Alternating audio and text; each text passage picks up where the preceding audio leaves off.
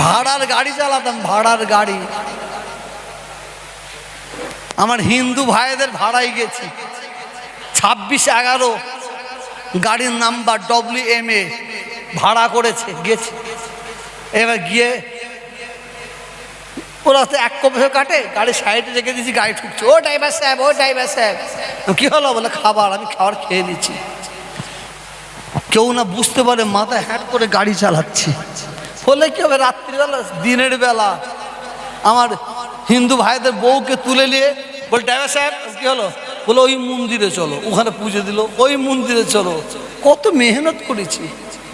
আব্বা হুজুর কেবলা কাছে পয়সা নিয়েছি, ধার ধার নিয়ে কচু চাষ করেছি। কচু ওনাকেই বিক্রি করে পয়সা শোধ করেছি। ধান ঝেড়েছি, ধান।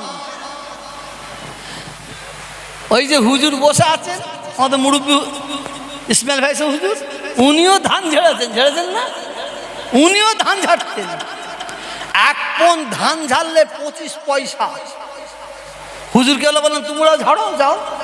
সারা ধরে ধান ঝাড়ছি, হাওয়া দিচ্ছি, বস্তায় ভরেছি।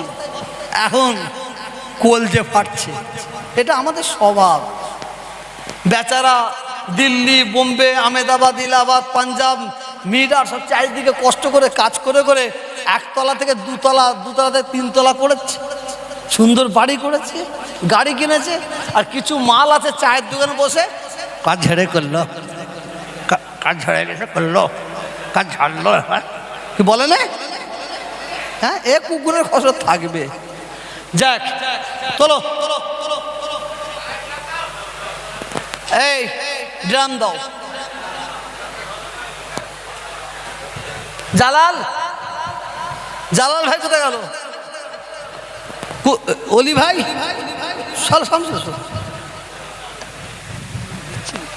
আমিও তো একটু আমাদের